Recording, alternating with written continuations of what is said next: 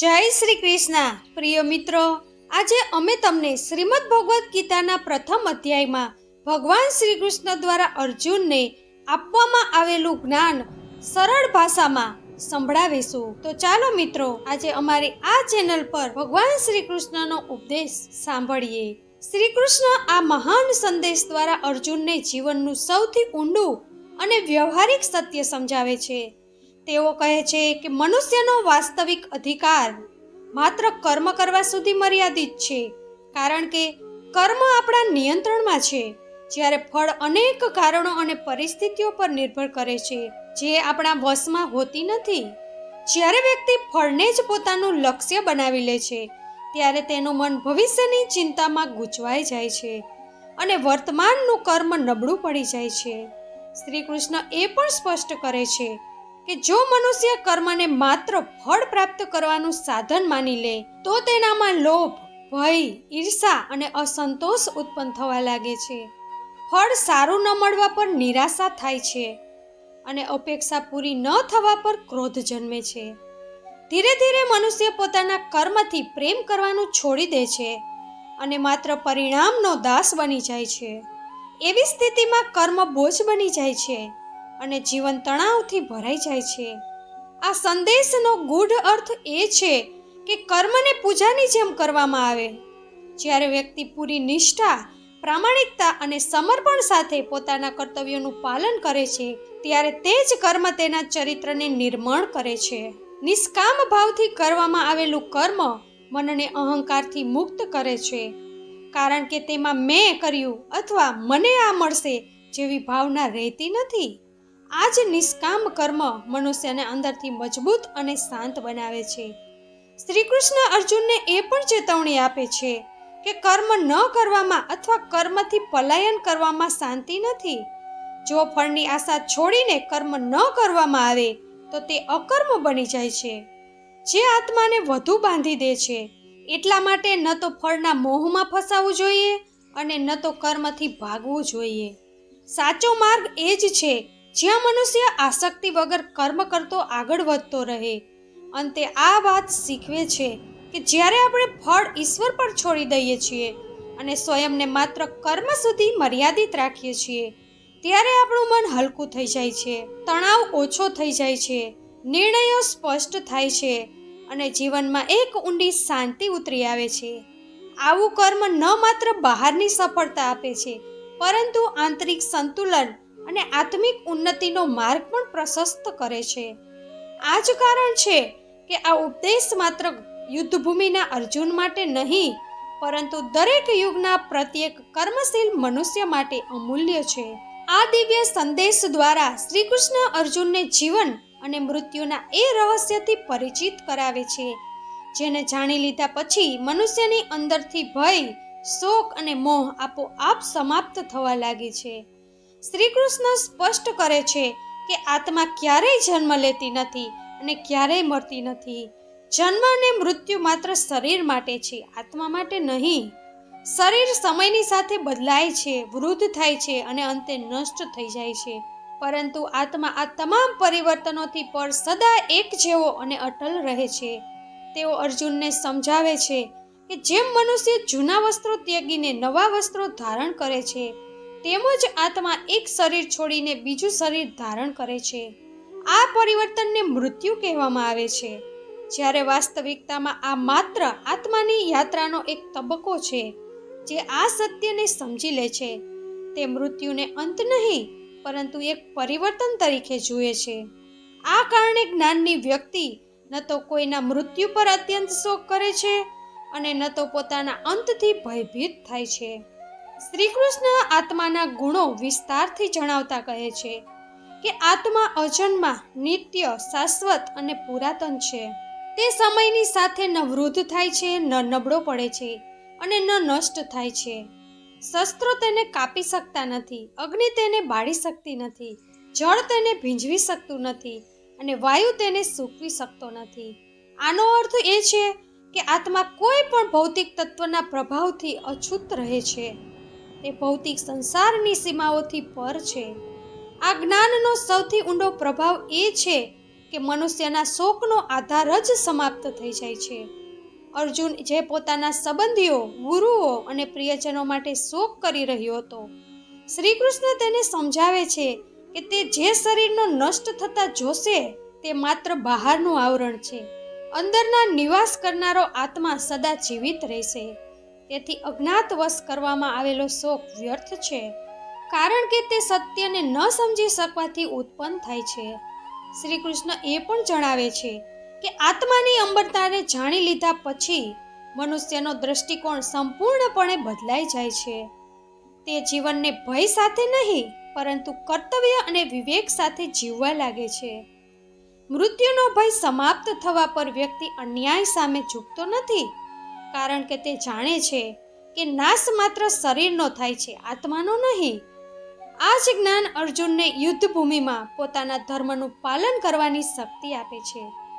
અંતે આત્માની અમરતાનો આ ઉપદેશ મનુષ્યને શીખવે છે કે તે સ્વયંને માત્ર શરીર ન માને. જ્યાં સુધી મનુષ્ય સ્વયંને શરીર સમજે છે, ત્યાં સુધી તે સુખ, દુઃખ, લાભ, હાનિ અને જન્મ મરણના ચક્રમાં ફસાયેલો રહે છે. પરંતુ જેવો તે પોતાના વાસ્તવિક સ્વરૂપ આત્માને ઓળખી લે છે, તેનું જીવન ભયથી મુક્ત થઈ જાય છે અને તે શાંતિ, સાહસ અને સ્થિરતા સાથે પોતાના કર્તવ્ય પથ પર આગળ વધે છે. આ જ શ્રી કૃષ્ણનો અર્જુનને આપેલો સૌથી ઊંડો અને જીવન પરિવર્તનકારી સંદેશ છે. આ સંદેશમાં શ્રી કૃષ્ણ અર્જુનને જીવનની એ સચ્ચાઈઓથી પરિચિત કરાવે છે જેમાંથી દરેક મનુષ્ય દરરોજ પસાર થાય છે, પણ તેને ઊંડાણથી સમજી શકતો નથી. શ્રી કૃષ્ણ કહે છે કે સુખ અને દુઃખ, ઠંડી અને ગરમી, લાભ અને હાનિ આ બધું ઇન્દ્રિયોના વિષયો માત્ર છે. આનો જન્મ આપણા શરીર અને બહારની પરિસ્થિતિઓના સંપર્કથી થાય છે. આત્મા પોતે ન સુખી થાય છે ન દુઃખી, તે માત્ર આ અનુભવોનો સાક્ષી હોય છે. શ્રી કૃષ્ણ સ્પષ્ટ કરે છે કે જેમ શિયાળાની ઋતુ આવે છે અને થોડા સમય પછી જતી રહે છે, જેમ ગરમી તીવ્ર હોય છે અને પછી શાંત થઈ જાય છે, તેવી જ રીતે જીવનની દરેક પરિસ્થિતિ ક્ષણભંગુર છે. કોઈ પણ સુખ કાયમી હોતું નથી અને કોઈ પણ દુઃખ સદા રહેતું નથી. મનુષ્યનું દુઃખ ત્યારે વધે છે જ્યારે તે આ અસ્થાયી અનુભવોને સ્થાયી માની લે છે અને તેની સાથે ચોંટી જાય છે. આનો મુખ્ય સંદેશ તિતિક્ષા એટલે કે સહનશીલતા છે.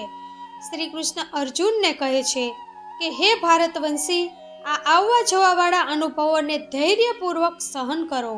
જે વ્યક્તિ દરેક નાની મોટી પરિસ્થિતિમાં વિચલિત થઈ જાય છે, તે પોતાના વિવેક અને શક્તિને ખોઈ બેસે છે. તેનાથી વિપરીત જે મનુષ્ય સુખમાં અહંકાર અને દુઃખમાં નિરાશાથી બચી રહે છે, તે જ વાસ્તવિક અર્થમાં સ્થિર બુદ્ધિવાળો કહેવાય છે. શ્રી કૃષ્ણ અર્જુનને એ પણ સમજાવે છે કે જીવનમાં સંકટ આવવા પર ભાગવું કે તૂટી જવું એ કાયરતા છે. પરિસ્થિતિઓ પોતે નથી બદલાતી, પરંતુ આપણો દ્રષ્ટિકોણ તેને બદલી નાખે છે. જ્યારે વ્યક્તિ એ જાણી લે છે કે આ દુઃખ પણ અસ્થાયી છે, ત્યારે તેનો બોજ અડધો થઈ જાય છે. એવી જ રીતે જ્યારે સુખ આવે છે ત્યારે જ્ઞાની વ્યક્તિ તેમાં ડૂબતો નથી, કારણ કે તે જાણે છે કે આ પણ સદા રહેવાનું નથી. આ ઉપદેશ માત્ર યુદ્ધભૂમિ માટે નથી, પરંતુ સામાન્ય જીવન માટે પણ અત્યંત ઉપયોગી છે. અપમાન, સન્માન, લાભ, હાનિ, સફળતા, અસફળતા, જો મનુષ્ય આ બધાને સમાન ભાવે સ્વીકારતા શીખી લે તો તેનું મન અડીખમ બની જાય છે. આવી વ્યક્તિને કોઈ પરિસ્થિતિ તોડી શકતી નથી, કારણ કે તેનો આધાર બહારની દુનિયા નહીં, પરંતુ આંતરિક સ્થિરતા હોય છે. અંતે શ્રી કૃષ્ણ શીખવે છે કે સહનશીલતા કોઈ નબળાઈ નથી, પરંતુ આત્મિક શક્તિનું પ્રતીક છે. જે વ્યક્તિ સુખ દુઃખને સમાન ભાવે સહન કરે છે, તે જ જીવનની ઊંચાઈઓને સ્પર્શે છે. આ જ સંભાવ મનુષ્યને શાંતિ, સંતુલન અને આત્મિક ઉન્નતિ તરફ લઈ જાય છે. આ સંદેશમાં શ્રી કૃષ્ણ મનુષ્યના માનસિક બંધનોના મૂળ પર પ્રહાર કરે છે. તેઓ અર્જુનને જણાવે છે કે મનુષ્યનું દુઃખ કોઈ બહારની વસ્તુ કે વ્યક્તિથી નહીં, પરંતુ રાગ અને દ્વેષથી ઉત્પન્ન થાય છે. જ્યારે કોઈ વસ્તુ, વ્યક્તિ કે પરિસ્થિતિ આપણને પ્રિય લાગે છે, તો તેના પ્રત્યે રાગ ઉત્પન્ન થાય છે, અને જ્યારે તે આપણા મનને અનુકૂળ રહેતી નથી, તો તે જ રાગ દ્વેષમાં બદલાઈ જાય છે. આ રાગ દ્વેષના ચક્રમાં ફસાઈને મનુષ્ય પોતાનું સંતુલન ખોઈ બેસે છે.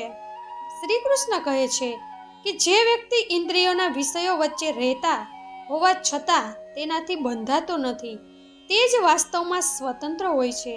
સંસારને છોડવો જરૂરી નથી, જરૂરી છે આસક્તિનો ત્યાગ. આવી વ્યક્તિ વસ્તુઓનો ઉપયોગ કરે છે પણ તેનો દાસ બનતો નથી. તેનું સુખ આ વાત પર નિર્ભર નથી કરતું કે તેને શું મળ્યું છે, શું છીનવાઈ ગયું છે, કારણ કે તેનો આધાર બહારનો નહીં પણ આંતરિક હોય છે.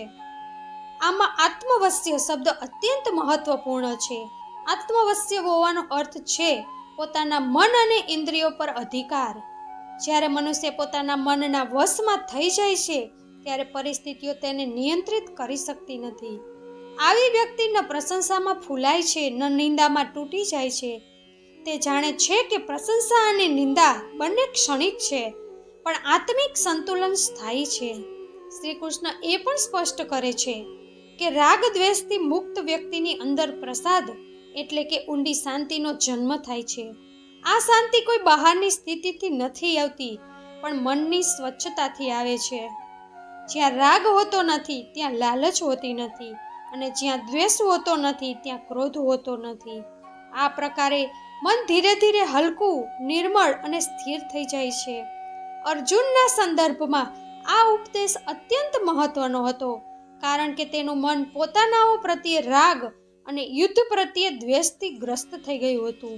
શ્રી કૃષ્ણ તેને સમજાવે છે કે જો તે આ ભાવનાઓના વશમાં નિર્ણય કરશે તો તેનો વિવેક નષ્ટ થઈ જશે, પરંતુ જો તે રાગ દ્વેષથી ઉપર ઉઠીને પોતાના કર્તવ્યને જોશે તો તેનું કર્મ શુદ્ધ થઈ જશે અને પરિણામ પણ કલ્યાણકારી હશે.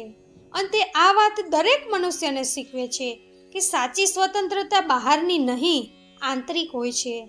જે વ્યક્તિ રાગ દ્વેષથી ઉપર ઉઠી જાય છે તે જ જીવનની પરિસ્થિતિઓમાં પણ શાંત, સંતુલિત અને પ્રસન્ન રહે છે. એવી અવસ્થામાં મનુષ્યને તે આંતરિક આનંદ પ્રાપ્ત થાય છે જેને શ્રી કૃષ્ણ પ્રસાદ કહે છે. એક એવી શાંતિ જે કોઈ પણ પરિસ્થિતિમાં વિચલિત થતી નથી. આ સંદેશમાં શ્રી કૃષ્ણ જ્ઞાનના મહિમાને સર્વોચ્ચ સ્થાન પર સ્થાપિત કરે છે. તેઓ અર્જુનને જણાવે છે કે આ સંસારમાં જ્ઞાનથી વધુ પવિત્ર, શુદ્ધ અને ઉદ્ધારક કંઈ જ નથી. બહારની શુદ્ધતા જેમ કે સ્નાન, વ્રત, દાન કે આડંબર થોડા સમય માટે મનને શાંતિ આપી શકે છે, પરંતુ તે મનુષ્યની અંદર જામેલા અજ્ઞાનના પડને દૂર કરી શકતા નથી.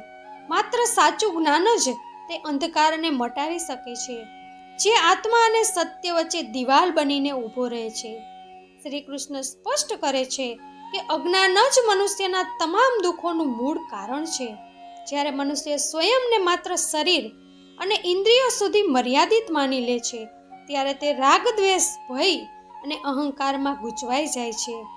જ્ઞાન તે દીવા સમાન છે જે આ અંધકારને એક ક્ષણમાં દૂર કરી દે છે. અજ્ઞાન મળવા પર મનુષ્ય એ સમજવા લાગે છે કે તે નશ્વર શરીર નહીં પણ અમર આત્મા છે. આ જ બોધ તેના દૃષ્ટિકોણને પૂરી રીતે બદલી નાખે છે. આમાં એ પણ જણાવવામાં આવ્યું છે કે જ્ઞાન કોઈ બહારની વસ્તુ નથી જેને ક્યાંકથી ખરીદી શકાય. શ્રી કૃષ્ણ કહે છે કે આ જ્ઞાન એટલે કે નિરંતર અભ્યાસ, આત્મસંયમ, ધ્યાન અને કર્મની શુદ્ધતાથી પ્રાપ્ત થાય છે. જ્યારે મનુષ્ય પોતાના જીવનને અનુશાસનમાં ઢાળી દે છે અને મનને સ્થિર કરે છે ત્યારે સમયની સાથે તે જ જ્ઞાન તેની અંદર પ્રગટ થવા લાગે છે. આ એક પ્રક્રિયા છે જેમાં ધૈર્ય અને નિરંતરતા જરૂરી છે. શ્રી કૃષ્ણ એ પણ સંકેત આપે છે કે જ્ઞાન થોપી શકાતું નથી. જ્યારે સાધક યોગ્ય હોય છે ત્યારે જ્ઞાન સ્વયં તેની અંદર ઉદિત થાય છે. જેમ સૂર્યને બહારથી લાવી શકાતો નથી પરંતુ વાદળો હટવા પર તે સ્વયં પ્રગટ થઈ જાય છે, તેમજ જ્યારે અજ્ઞાન રૂપી વાદળો હટે છે ત્યારે આત્મજ્ઞાન આપોઆપ પ્રકાશિત થઈ જાય છે. જ્ઞાનનું વાસ્તવિક ફળ બહારની સિદ્ધિઓ નહીં પણ આંતરિક પરિવર્તન છે. જ્ઞાન પ્રાપ્ત વ્યક્તિનું આચરણ બદલાઈ જાય છે, તેની વાણીમાં સૌમ્યતા આવી જાય છે અને તેનું મન સ્થિર થઈ જાય છે. તે બીજાને દોષ આપવાને બદલે સ્વયંને સમજવા લાગે છે. તેનામાં કરુણા, ક્ષમતા અને વિવેકનો વિકાસ થાય છે, કારણ કે તે જાણે છે કે બધા પ્રાણીઓ તે એમ જ સત્યના વિવિધ સ્વરૂપો છે. અને તે આ વાત મનુષ્યને શીખવે છે કે સાચું જ્ઞાન જ મુક્તિનો માર્ગ છે. જ્યારે જ્ઞાનથી મન શુદ્ધ થાય છે ત્યારે કર્મ પણ શુદ્ધ થઈ જાય છે અને જીવન સ્વયં સાધના બની જાય છે. આ સંદેશમાં શ્રી કૃષ્ણ અર્જુનને એક ગહન સંદેશ આપે છે કે શ્રદ્ધા જ્ઞાન પ્રાપ્તિની પહેલી અને સૌથી આવશ્યક સીડી છે. જીવનમાં શ્રદ્ધા વગર સાધના, અભ્યાસ કે કર્મ માત્ર શારીરિક ક્રિયાઓ બનીને રહી જાય છે. શ્રદ્ધા તે આંતરિક ઉર્જા છે જે મનુષ્યને પોતાના લક્ષ્ય તરફ પ્રેરે છે. અજ્ઞાનના અંધકારમાં અંજવાળાનું કિરણ બનીને સામે આવે છે.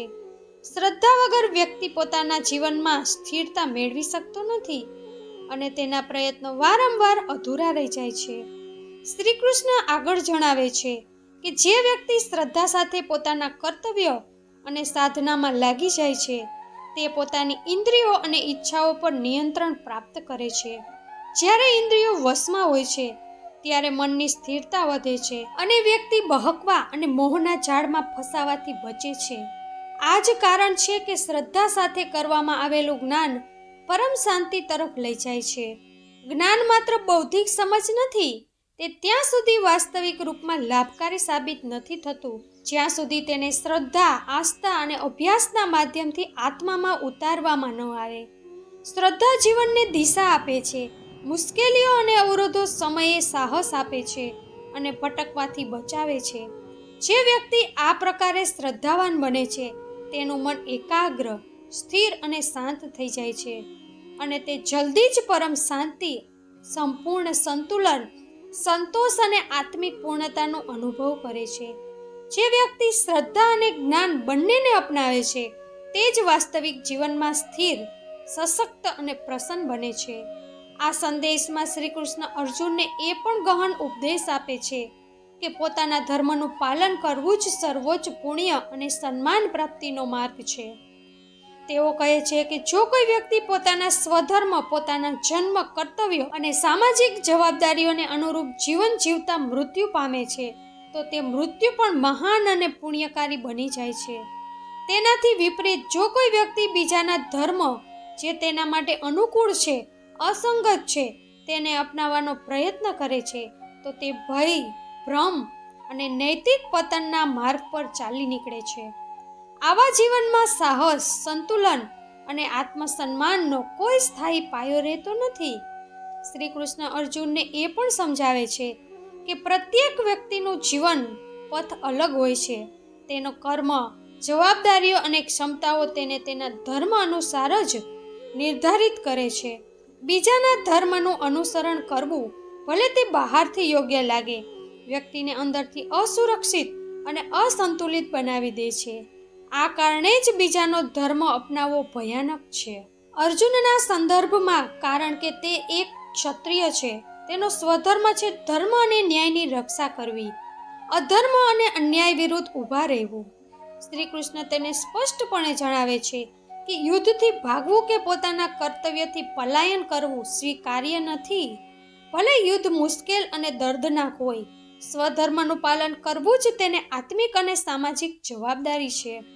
આ ઉપદેશ અર્જુનને માનસિક અને આત્મિક દ્રઢતા આપે છે જેથી તે પોતાના ભય, શંકા અને મોહથી ઉપર ઉઠીને ન્યાયના માર્ગ પર અડગ રહી શકે. જે પોતાના ધર્મનું પાલન કરે છે તે સત્ય, ન્યાય અને આંતરિક શાંતિની પ્રાપ્તિ કરે છે. શ્રી કૃષ્ણનો ઉપદેશ અર્જુન માટે માત્ર યુદ્ધ ક્ષેત્રમાં જ નહીં પણ દરેક સાધક અને મનુષ્યના જીવન માટે માર્ગદર્શક છે. તેમણે કહ્યું કે જે વ્યક્તિ પોતાની ઇન્દ્રિયો અને ઈચ્છાઓ પર નિયંત્રણ રાખે છે તે વાસ્તવમાં આત્મજ્ઞાન તરફ અગ્રસર થાય છે. મનુષ્યના જીવનમાં ઇન્દ્રિયો અને ઈચ્છાઓ ઘણીવાર તેના સંતુલનને તોડી નાખે છે. જો ઇન્દ્રિયો મનસ્વી રીતે કાર્ય કરે તો વ્યક્તિ લોભ, ક્રોધ, મોહ અને ભયના જાળમાં ફસાઈ જાય છે. શ્રી કૃષ્ણ એ પણ કહે છે કે ઇન્દ્રિયોનો સંયમ વ્યક્તિને સાચી સ્વતંત્રતા આપે છે, કારણ કે બહારની પરિસ્થિતિઓ અને ઈચ્છાઓ તેને નિયંત્રિત કરી શકતી નથી. ઇન્દ્રિય સંયમ માત્ર સાધના કે તપસ્યા સુધી સીમિત નથી, તે દૈનિક જીવનમાં પણ અત્યંત મહત્વપૂર્ણ છે. જ્યારે કોઈ વ્યક્તિ પોતાની ઇન્દ્રિયો પર નિયંત્રણ રાખે છે ત્યારે તે ખાવા પીવા, બોલવા, જોવા અને સાંભળવાની આદતોમાં સંતુલન જાળવી રાખે છે. આવી વ્યક્તિની દ્રષ્ટિ ન માત્ર જીવનની વાસ્તવિકતાને સમજે છે, પરંતુ તેના વ્યવહારમાં પણ સ્થિરતા અને સાદગી આવે છે. શ્રી કૃષ્ણ એ પણ જણાવે છે કે જે આત્મસંયમ શીખી જાય છે તે સુખ દુઃખમાં પણ વિચલિત થતો નથી. સંયમિત વ્યક્તિ પોતાના મનને આ પરિવર્તનશીલ પરિસ્થિતિઓથી પ્રભાવિત થવા દેતો નથી. તેનું ધ્યાન કર્મ અને ધર્મ પર રહે છે, ન કે પરિણામ કે બહારની પરિસ્થિતિઓ પર. અર્જુન માટે આ ઉપદેશ વિશેષ મહત્વ ધરાવે છે, કારણ કે તે યુદ્ધભૂમિમાં પોતાના કર્મ અને ધર્મ વચ્ચે ગૂંચવાયેલો હતો. શ્રી કૃષ્ણ તેને સમજાવે છે કે મન અને ઇન્દ્રિયોનું નિયંત્રણ જ યુદ્ધમાં પણ સ્થિરતા અને સાહસ પ્રદાન કરે છે. સંયમિત મનુષ્ય પોતાના જીવનમાં અન્ય લોકો પ્રત્યે પણ સહિષ્ણુ અને સંયમી હોય છે. તે તેના સમાજ અને પરિવારમાં પણ સામંજસ્ય અને શાંતિ લાવે છે. અંતે આ ઉપદેશ આપણને એ પણ સમજાવે છે કે ઇન્દ્રિય સંયમ આત્માની વાસ્તવિક સ્વતંત્રતા છે. શ્રી કૃષ્ણ અર્જુનને જણાવે છે કે જીવનમાં વ્યક્તિએ શત્રુ અને મિત્રમાં ભેદભાવ ન કરવો જોઈએ. અવારનવાર મનુષ્ય પોતાના સ્વાર્થ, મોહ કે લોભને કારણે મિત્રોને પ્રિય અને શત્રુઓને ધૃણિત માને છે. આ દ્રષ્ટિકોણ માનસિક અશાંતિ અને બિનજરૂરી તણાવને જન્મ આપે છે. વાસ્તવિક સ્થિરતા એ જ છે જેમાં વ્યક્તિ પોતાના મનને બહારના પ્રભાવોથી મુક્ત રાખે અને તમામ જીવો પ્રત્યે સમાન દ્રષ્ટિ રાખે. તેની સાથે જ શ્રી કૃષ્ણ જણાવે છે કે માન કે અપમાનમાં પણ સમભાવ જાળવી રાખવો અત્યંત આવશ્યક છે. જો વ્યક્તિ આ પરિસ્થિતિઓના આધારે પોતાના મનને ખુશ કે દુઃખી થવા દે છે, તો તે પોતાનું આંતરિક સંતુલન ગુમાવી બેસે છે. સાચો જ્ઞાની એ જ છે જે લોકપ્રિયતા, પ્રશંસા કે ટીકાથી વિચલિત ન થાય. શ્રી કૃષ્ણ કહે છે કે સાચું સંતુલન એ જ છે જે સુખના સમયે અહંકારથી ન વધે અને દુઃખના સમયે નિરાશામાં ન ડૂબે. સંભાવની આ સ્થિતિ માત્ર માનસિક સ્થિરતા જ નહીં, પણ નિષ્કામ કર્મ અને સાચા નિર્ણયનો પણ પાયો છે.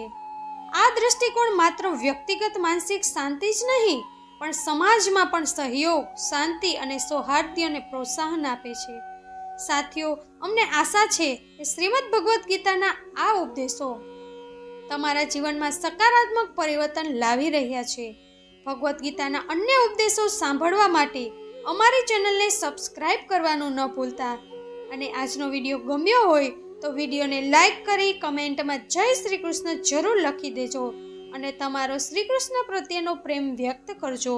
આવા જ વિડીયો લઈને ફરી મળીશું. ત્યાં સુધી બધાને જય શ્રી કૃષ્ણ. રાધે રાધે. ભગવાન તમારી બધી મનોકામના પૂર્ણ કરે.